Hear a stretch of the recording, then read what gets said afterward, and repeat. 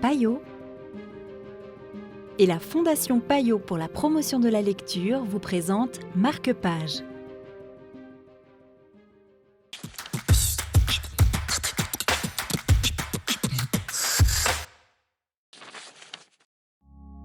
Bonjour et bienvenue dans Marque-Page. Aujourd'hui, nous découvrons Colonne d'Adrien Bosc aux éditions Stock. Un livre choisi et discuté pour vous à Fribourg par Marie Voirol de Payot Libraire. Alors, je vous présente Colonne de Adrien Bosc, qui est le troisième livre d'une trilogie qu'il a écrite autour de certains personnages historiques. Il avait écrit notamment sur Marcel Cerdan. Et là, on plonge avec lui dans la guerre d'Espagne, vécue par Simone Veil. Alors, Simone Veil, en 1936, elle a même pas 30 ans, et puis elle va s'engager dans la guerre d'Espagne aux côtés des républicains. Et on n'a pas beaucoup d'éléments sur la façon dont elle a vécu cette guerre d'Espagne. Et Adrien Bosc là reconstruit l'histoire à partir d'extraits de journaux, de lettres de Simone Veil aussi.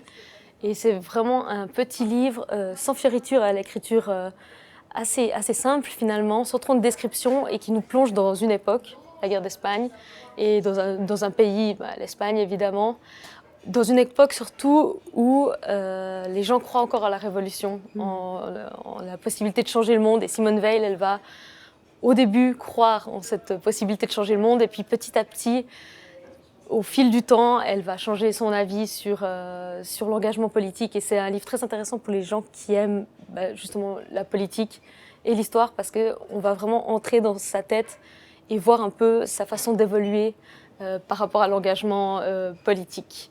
Et je pense que c'est aussi un livre qui conviendra aux personnes qui veulent un petit roman, comme je le disais, sans trop de fioritures, et qui est quand même écrit de manière très simple mais belle. Merci beaucoup. Je vous en prie.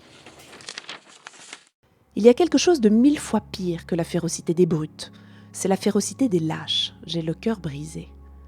C'était Colonne d'Adrien Bosc pour Marque-Page. Pour la prochaine histoire, rendez-vous chez votre libraire ou sur la télé.